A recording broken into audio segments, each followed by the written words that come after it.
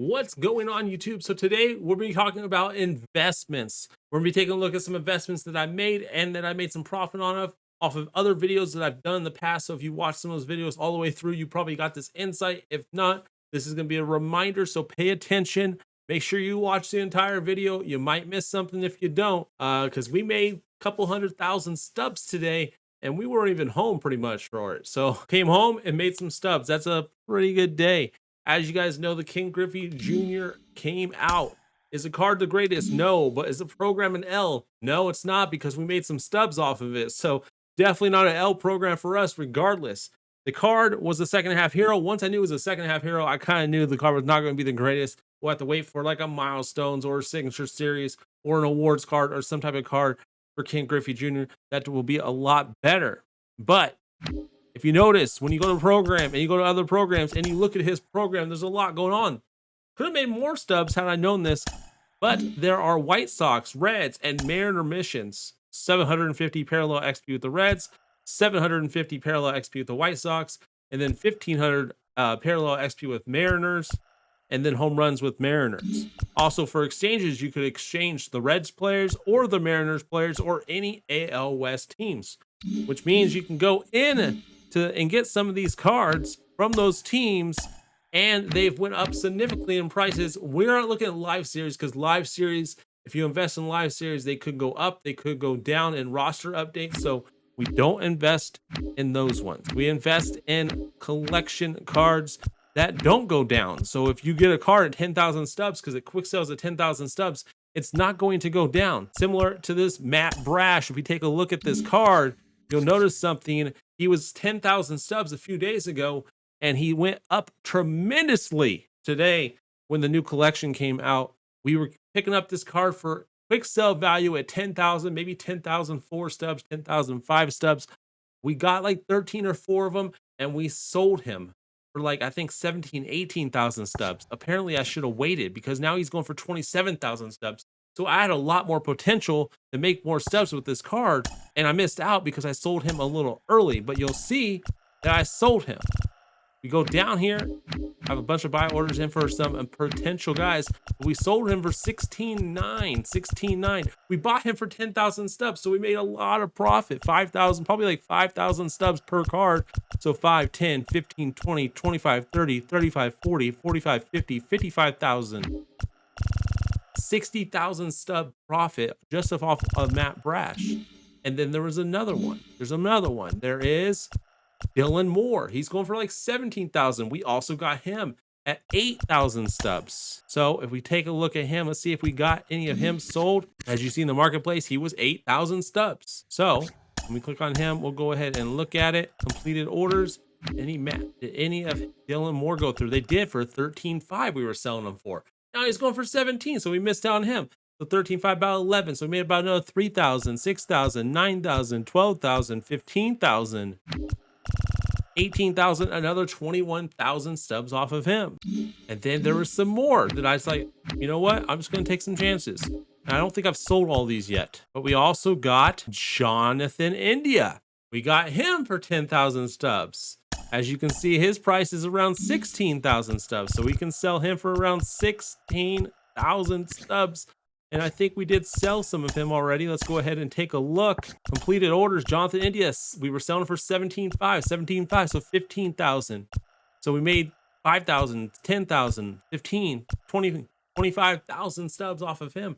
So as you can see, we're not done selling all these cards. So by the time we sell all of Jonathan India, we've probably made almost 200,000 stubs if we try to sell them for the most that we possibly can.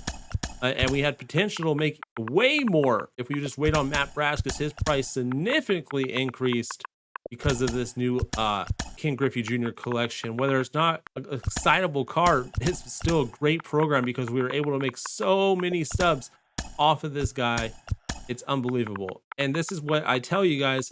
Pay attention to what's coming out in the future. When you see it on the schedule, if you go back, you just look at the schedule, pay attention to player programs, and then find out what teams. If you're not sure what team that player played on, look it up, because it can be potential stubs just waiting to collect. So always look at the schedule. We knew a few days ago, even a little bit before that, that grind 99 time for Junior was coming. So we knew at least Mariner cards were probably going to go up in price. You can even live series probably went up a little bit in price. I just don't like getting those because the roster updates can fluctuate those prices. But with like flashback cards, if they're a 92 overall, they're going to stay 92 overall, which means their quick sale is going to stay the same quick sale. They're not going to go down in price. Their quick sale is not going to change. So you can get them and it's no risk. If they don't go up, you just quick sell them for 10,000 stubs and get all your stubs back. So you definitely cannot lose stubs in that method. So the next player program, it doesn't matter who it is, pay attention to what team they're from and start investing in cards from that team, those flashback cards that are quick sell price, that those 90s for 8,000 stubs, those 93s or 95s for 10,000 stubs. Pick some of those up because you just never know. Might as well invest some of those stubs that you aren't using right now. Invest them in something that could pay out, like this King Griffey Jr. collection and like all these Mariner cards that went up. I sold too quickly on Matt Brash. I didn't think he was gonna go up to 25, 27K. I thought 18, 19K was a good price to be selling him at, but I was apparently wrong as his price went even higher, but I still made profit. So did I lose money? No. Did I gain some? Yes. Could I have gained more? Yes. So always keep in mind with stuff like that. Those are the best investments in my opinion, because those ones are almost guaranteed. Those prices are almost guaranteed to go up and there's no risk. Versus live series like investments, there's a risk they go down in overall. They don't do well. They get injured. So many things can evolve around those prices not doing what you want them to do. But we're still going to go over some live series guys that I do like, that I'm paying attention to, seeing if they're playing well. If they're not playing that well, I might be looking to sell. What prices I'm trying to look at and selling. There's some cards on here that I'm going to look at. I haven't done a lot of research on some of these cards. Shout out to Ansel Armstrong. A lot of his cards that he invests in, I always invest in too. I'm going to repeat some of those in this video right here, and I'll give you some that I'm still holding. Like, why are you holding that guy?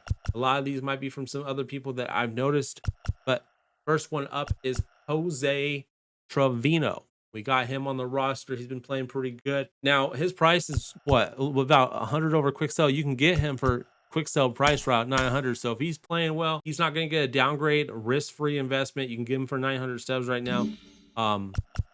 However, if he's not playing well or he gets hurt, then you probably want to sell him before, quick sell him, get that 900 stubs back, as that he can get downgraded or not go up at all, or just keep him. If you think he's going to stay there, you can also keep him as well. But guys that I really like, Jose Abreu, I think is a diamond level player. And the last time I looked at his stats, his contact versus right and his power versus right, he was hitting righties a lot better for contact and power. And I think that can help him boost him up. If he does better against righties, I feel like he can go diamond as long as he stays healthy and he's playing well up against righties. His lefty numbers can always go up too, so keep an eye on that. But his righty power is what we're looking at. Definitely want to look at that ISO versus righties when you're looking up a card like him. And we'll have a more breakdown of these cards, like more near the next roster update next week, where we go over their stats, we go over their ISO, we go over like their last 15 games. So be sure to subscribe and turn those notifications on for that video, as that will come out closer to next week when the roster update is a little closer. Probably a Monday or Tuesday is where I'm looking at for that. Next guy is Christian Javier. He's been playing very well. You can give it 1,200 stubs. He's pretty much quick sell price right now. He's even selling for 1,900. So this is actually a pretty good flip. You can come in here and sell some of these for 1,980, and you might even sell a few of these. You get them for 1,200, you sell them for 1,980. You're gonna make stubs off of that just by doing that and just flipping the card. Well, we have Mike Trout, but we pulled him. We're just waiting for his price to increase. Who else we got in this? Now you're probably wondering about Sandy. I have him there because I'm hoping that he gets an upgrade and he goes, he goes up to like an 86, 87, and I can quick sell him for more. I got him for like 2,200 stubs. I'm just holding on to him, hoping he gets an upgrade and he goes up even more. Same with Edwin Diaz. We got Edwin Diaz for 1,600 stubs. Yes, all 73 Edwin Diaz's we got for 1,600 stubs in our pre-order. I think he's going to be a 90 plus. And if that's the case, then yeah, we're going to make a lot of stubs off of Edwin Diaz. Right now, it's quite a bit, about 400,000 stubs if we were to sell him right now. So if he goes to a 90 plus, yeah, that's going to be a lot of stubs. We got 128 Starling Martes, We got him at quick sell price. He is still quick sell price at 1,200 stubs. So this is the guy you like, and he's playing well, and he doesn't get hurt. Hey, 1,200 stubs, risk-free investment. As long as he doesn't get a downgrade, he can only go up from here, in my opinion. Zach Wheeler, guy should be diamond.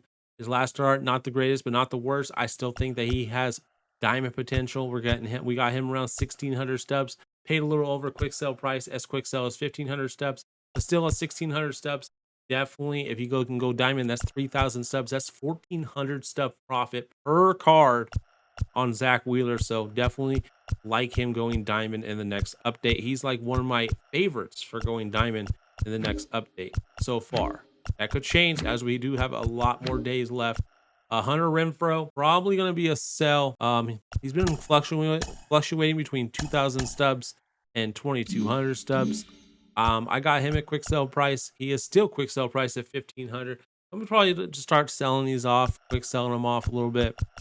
Go ahead and try to sell them though, and see if I can make a few stubs, few hundred stubs on each one. But don't think he's gonna go up. I don't think he'll go down, but he could. You never know with SDS. But I don't think he's gonna get that diamond upgrade. And my man Tony Gonsolin. Now this guy I think deserves to be a diamond. Obviously, 2,100 sell now, 25 buy now. Not the cheapest. Might want to do pre-orders in on him. I got him around, I think, 1,700 stubs, so definitely more investable price. Might even sell some of him. Don't know if he'll get diamond, but he is very close to that diamond price to where I'll just might sell him and just eat the tax on it anyways. That's another guy that I have on my radar, and I think that is it. Those are it, though. Now I just got free agents left. But like I said, the biggest way I make stubs is not on live series investments. I don't make a lot on live series investments. Obviously, we make stubs with our March to October method, stuff like that. But as far as investments, I look at these programs and I invest in these cards. Even like BR cards, probably investable on. But I'm looking at programs and I'm investing in stuff like for exchanges, because people are going to do exchanges because they don't want to do all the moments. They don't want to do all the PXP grinding. They're going to take the easy way out and do some exchanges and stuff like that. And if they do these parallel XPs, they're going to get some of these cards they do not have. And that's why these White Sox and Reds players and Mariners players go up, because not everyone has those cards. So they go out and get them. And then if they want to do exchanges, it's easier for them to go out and exchange a card than it is like one card versus exchanging a bunch of cards in their binder. But as we can see, King Griffey Jr. is kind of an L, especially with contact versus left. Might still be a fun card, an all-star. Have to give him a try. We'll see how he does. But I'm pretty sure we'll get a better King Griffey Jr. later on in the year. At least hopefully we do.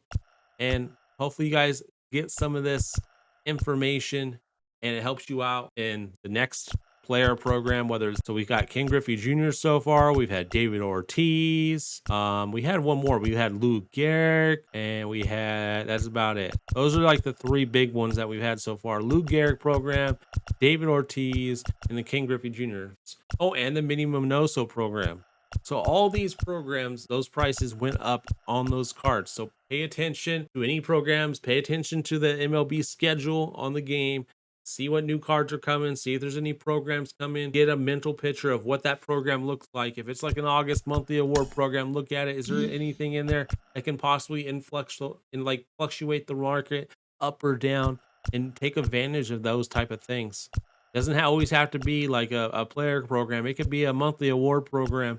Anything that might fluctuate the market, pay attention to those. Like when monthly award programs come out and always intense programs and stuff like that, they have a lot of packs in them, and normally it fluctuates the price of live series, and those cards get lower, so you can invest in some of those cards that you want to invest in for roster updates. They'll get cheaper. They'll go down to quick sell price.